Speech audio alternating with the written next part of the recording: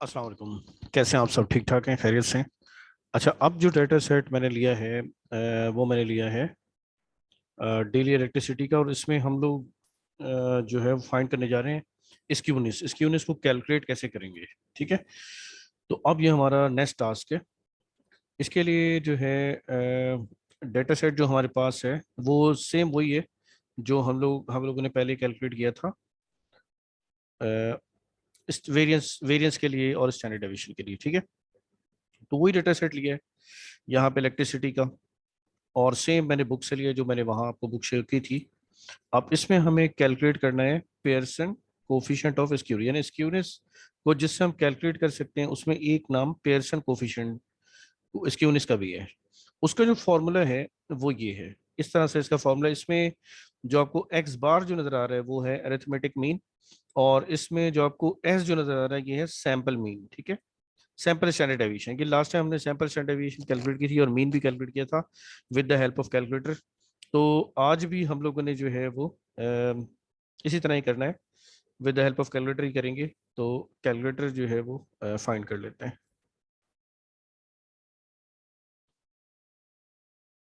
अच्छा, तो जैसे कैलकुलेटर अब इंशाल्लाह ताला फाइंड, तो उसमें आसानी ये हो जाएगी कि हम कैलकुलेटर से आसानी के साथ जो सैंपल स्टैंडर्ड डेविएशन है वो हम इजीली फाइंड कर सकते हैं। तो इसमें क्योंकि बड़ा डाटा सेट मैंने लिया इसीलिए ताकि हम जो है वो कैलकुलेटर की हेल्प से जब करेंगे तो हमारे लिए आसान हो जाएगी कैलकुलेशन। ठीक है, तो हमें इस वक्त कैलकुलेट करना है मीन और standard deviation, sample standard deviation. ठीक है, तो इसके लिए जो कैलकुलेटर आपके सामने है स्क्रीन पे, जिसको हमने अभी ओपन किया है, और इसमें हम डाटा पुट करेंगे। तो डाटा पुट करने के लिए हम यहाँ से स्टैट के बटन को ऑन कर लेंगे, पहले स्टैट 3 पर है, और यहाँ से हम 1 प्रेस करेंगे। यहाँ पे हमारे पास डाटा है, क्योंकि डाटा हमारे पास सिंगल वेरिएबल का है। और अब हम डाटा इसको देते हैं, तो 58, 50, 33, 51, 38, 43। तो जब हम ये कैलकुलेट कर लेंगे तो मैं इंशाल्लाह ताला आपको ये बताऊंगा कि कैलकुलेटर की हेल्प से आप किस तरह से जो है वो टेबल भी कैलकुलेट कर सकते हैं। यानी इसी का टेबल अगर हम बनाएं तो हम टेबल भी बना सकते हैं, और इसी कैलकुलेटर की हेल्प से, कैलकुलेटर की जब हेल्प से जब होता है काम तो फिर काम थोड़ा आसान हो जाता है। वैसे ये है कि कैलकुलेटर की हेल्प से ही आप सारा काम कर रहे हैं, लेकिन सिर्फ फर्क इतना होता है कि कैलकुलेटर की जो हैंडलिंग है वो किस तरह से हम करें तो हमारा टाइम भी बच जाए, सेव हो जाए, और हमारा काम भी हो जाए। ठीक है, तो ये डेटा सेट मैंने दिया है। अब ये मैंने अपडेट यानी कि अब इसमें एसी करके इसको मैं सेव कर दूंगा, तो डेटा मेरा सेव हो गया है। अब मुझे सैंपल स्टैंडर्ड डेविएशन कैलकुलेट करनी है, तो उसके लिए मैं शिफ्ट 1 प्रेस करूंगा। यहाँ पे ये जो 4 आपको नजर आ रहा है, प्रेस करेंगे 4। 4 प्रेस करेंगे तो सैंपल स्टैंडर्ड डेविएशन हमारा 4 पर है, तो हम 4 प्रेस करेंगे एक दफा, फिर इक्वल टू प्रेस करेंगे, तो हमारे पास 8.22 स्टैंडर्ड डेविएशन आएगी। तो हम इसको लिख लेते हैं कि स्टैंडर्ड डेविएशन कितनी आ रही है हमारी, एस, जो हमने एस कैलकुलेट की है वो है 8.22। या फिर देख लेते हैं 8.22, ठीक है। हम ये 8.22, ये स्टैंडर्ड डेविएशन हमारी आ गई है, सैंपल स्टैंडर्ड डेविएशन। ठीक है, अच्छा अब हमें और क्या चाहिए? हमें चाहिए एक्स बार, यानी कि हमें मीन भी रिक्वायर्ड है। तो मीन के लिए भी हम इसी तरह कैलकुलेटर से अगर परफॉर्म करेंगे तो मीन भी हमारे पास आ जाएगा। तो देखिए हम करेंगे शिफ्ट 1 प्रेस करेंगे, शिफ्ट 1 प्रेस करने के बाद 4, और देखें 2 पे हमारे पास मीन है।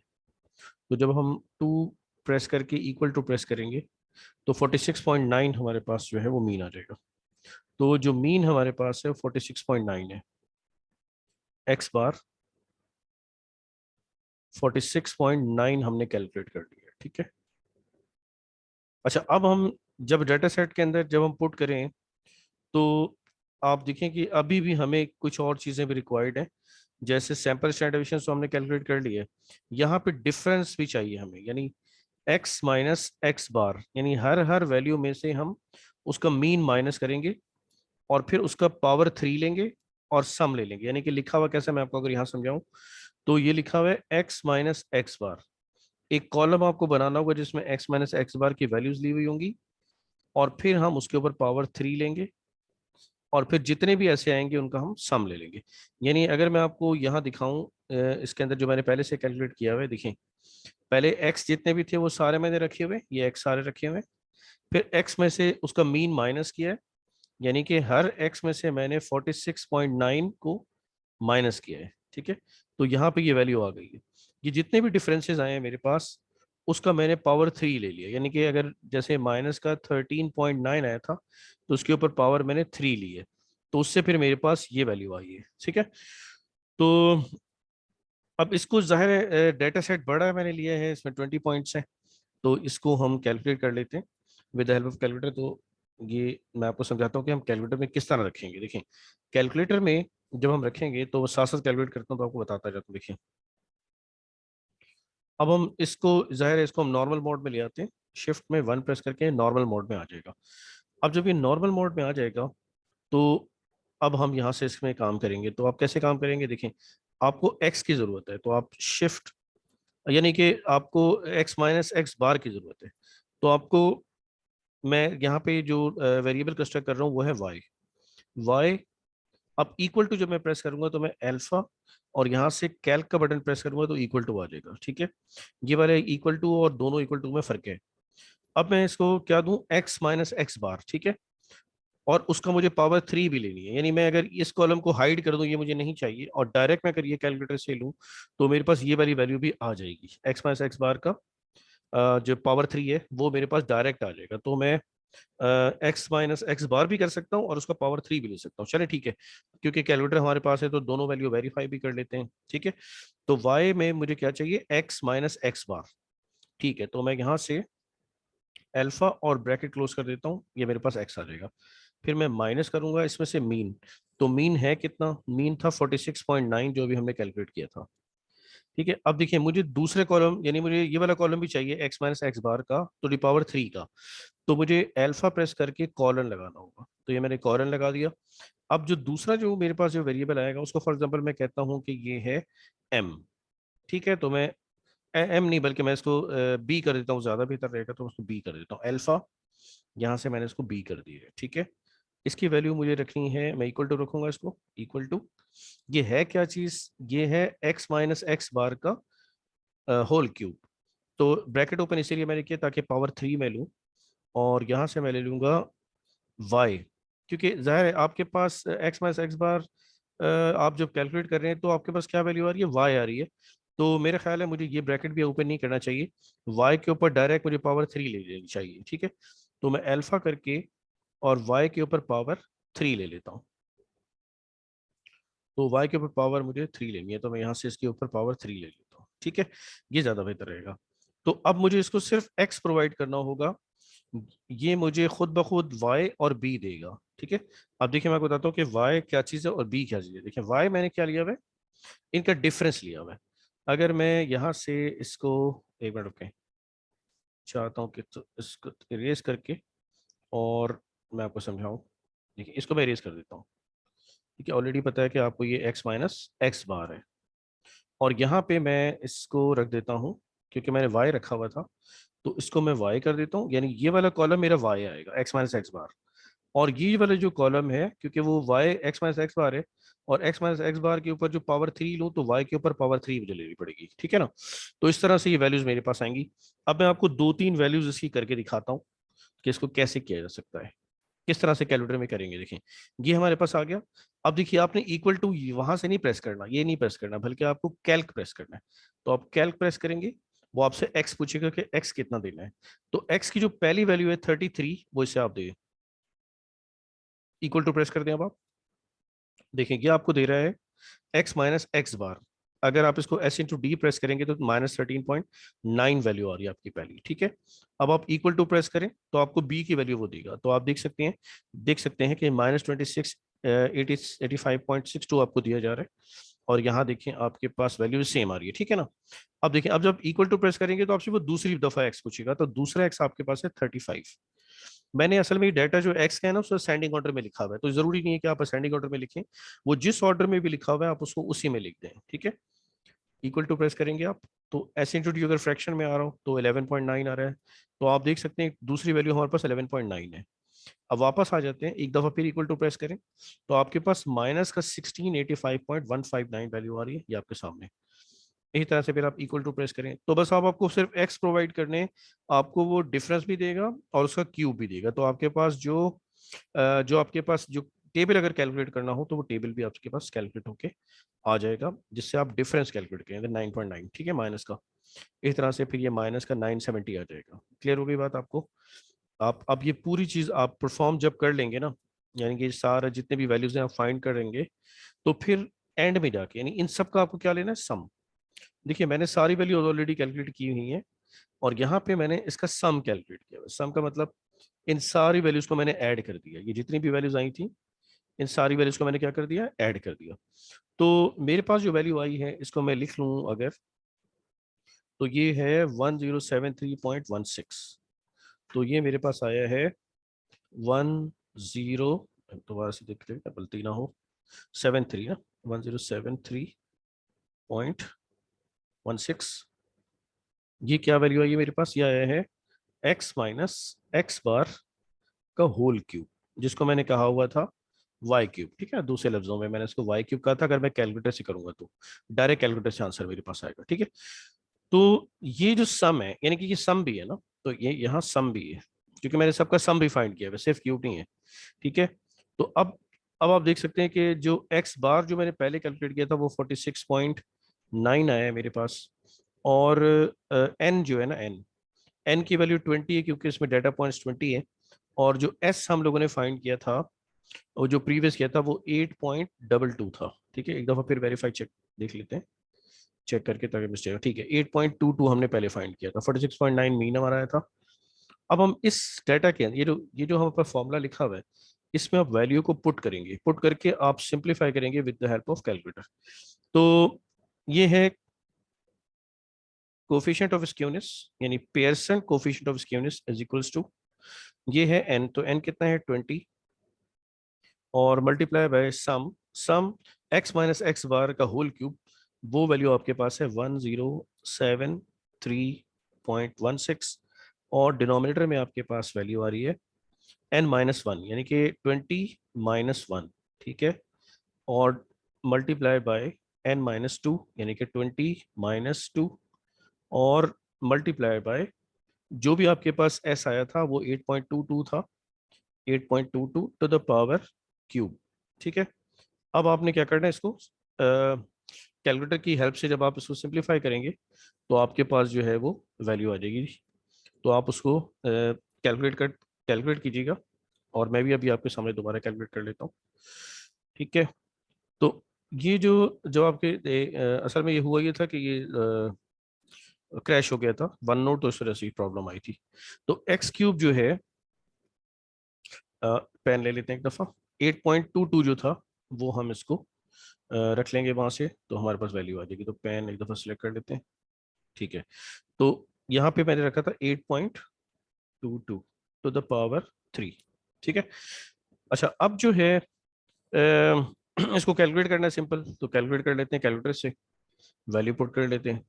देखिए जब आपने कैलकुलेटर से ये वैल्यूज कैलकुलेट की हैं तो अब आप इसमें सिर्फ वैल्यू पुट करें। तो हम इसको वैल्यू को पुट करते हैं, मैं एसी प्रेस कर दूंगा तो ये सब खत्म हो जाएगा, मुझे कुछ और करना नहीं क्योंकि मैंने डायरेक्ट फंक्शन पुट किए थे।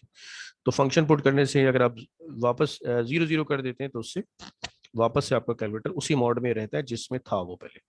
तो मल्टीप्लाई 1073.16, और डिनोमिनेटर में आपके पास है, देखें वहां लिखा हुआ है 20 - 1, तो मैं इसको 19 लिख लेता हूँ।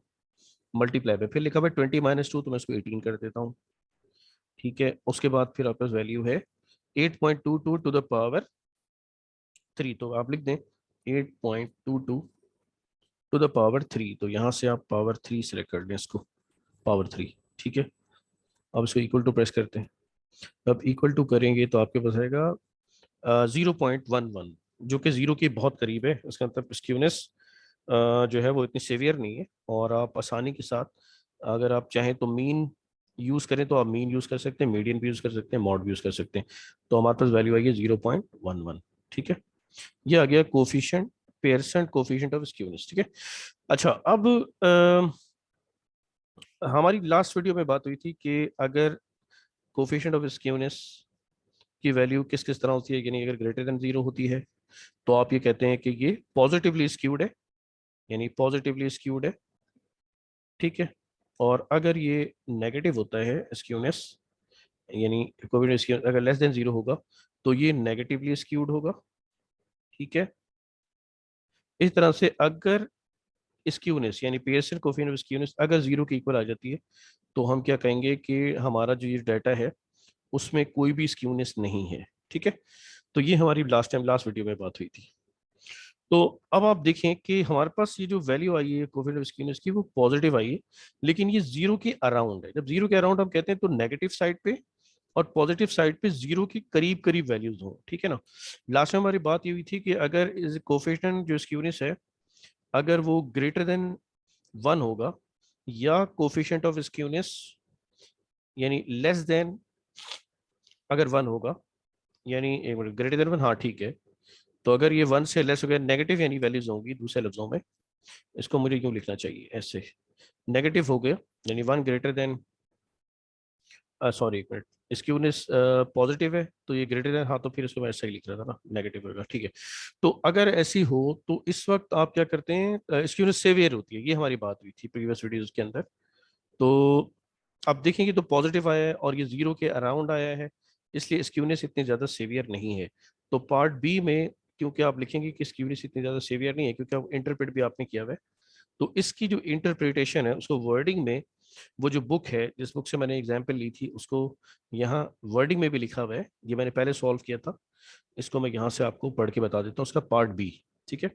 ताकि जो है वो आपको जो है वो एग्जैक्ट जो वर्डिंग है उस उसकी तो आपको क्लियर हो सके, ठीक है। देखिए स्क्यूनेस असल में आउटलायर की वजह से आती है, मैंने आपसे लास्ट टाइम भी हमारी ये बात हुई थी कि स्क्यूनेस जो है वो किससे आती है, आउटलायर की वजह से आती है।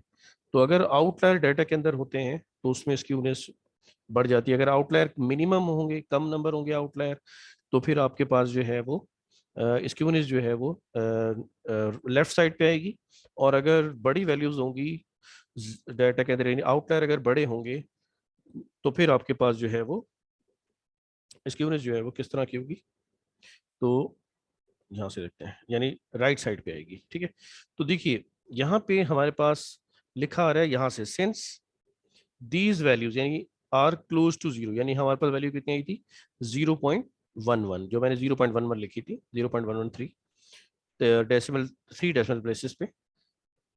अच्छा ये क्लोज टू 0 है। It can be concluded that the histogram of daily house hold electricity, जो कि डाटा हमने दिया था वो ये, यूसेज इज अप्रोक्सीमेटली सिमेट्रिकल, यानी कि नॉर्मल है, अप्रोक्सीमेटली नॉर्मल है, ठीक है। द मीन 46.9 किलोवाट आवर के करीब करीब है, ठीक है। तो no excessive outliers occurs in the sample, यानी सैंपल के अंदर ज्यादा बड़े आउटलायर नहीं है, ठीक है, क्योंकि पॉजिटिव आया ना स्क्यूनेस, तो आउटलायर जो है वो ज्यादा सेवियर नहीं है, ठीक है। इस वजह से आप मीन मीडियन मॉड में से किसी को भी ले सकते हैं इसमें, ठीक है, क्योंकि जो है वो स्क्यूनेस इतनी ज्यादा सीवियर नहीं है, ठीक है। तो उम्मीद है आपको ये जो टॉपिक है वो आपको समझ आया होगा, ठीक है। और इसको फिर हम लोग यहीं तक रखते हैं, फिर इंशाल्लाह ताला आपसे बात होती है नेक्स्ट टॉपिक में। तो आपको समझ आया कि आप टेबल भी इससे कंस्ट्रक्ट कर सकते हैं और जो है वो आप कैलकुलेटर की हेल्प से, ये भी हमने समझा इस ग्राफ, इस यानी टॉपिक के अंदर हमारे इस तरह इस वीडियो के अंदर हमने, और जो है वो आपने इंटरप्रेट भी करना सीखा कि किस तरह से इंटरप्रेट करते हैं, अगर 0 के अराउंड आती है तो वैल्यू आप ले सकते हैं, ठीक है। तो इंशाल्लाह ताला फिर मिलते हैं दूसरे वीडियो के अंदर। आप लोगों का बहुत बहुत शुक्रिया, इंशाल्लाह मुलाकात होती है। कोई भी क्वेश्चन हो आप कमेंट में लिख सकते हैं। अस्सलाम वालेकुम, अल्लाह हाफिज़।